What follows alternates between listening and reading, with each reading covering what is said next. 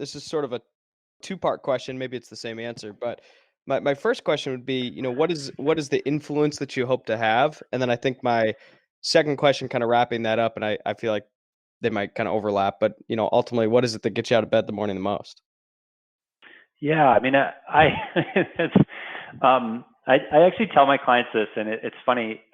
You would think that I'm this like very altruistic, like all service to others person because I do this work. And yes, I would say that's probably true.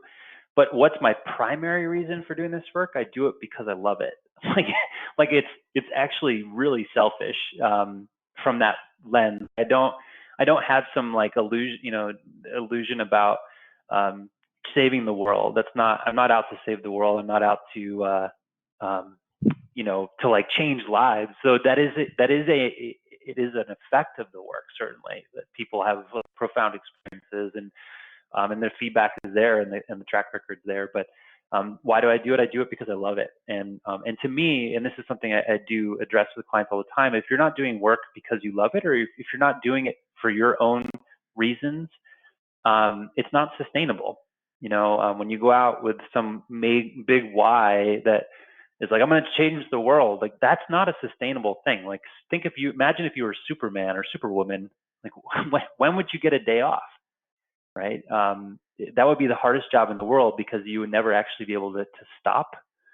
Your very identity as a hero of trying to, save the world or whatever, that identity requires you're always saving people, and that's exhausting. And if I was Superman, I would probably be like, screw this, I'm out after about 5 minutes. Like, this is the worst. Because he's never going to actually like resolve that fully. He's never going to solve the world's never going to be 100% perfect. So my point being that we can drive towards better outcomes. We can focus on improvement and constantly evolving, and which seems to be part of our journey here, at least in my experience of it.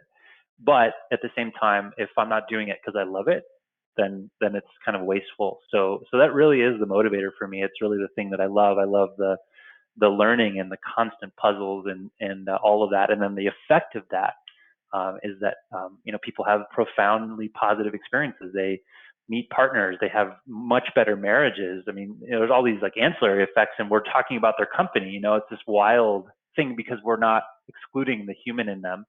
And then on top of that, their companies have better experiences. The teams communicate more effectively. They're able to raise more money. They're able to have more of the experiences they wanted.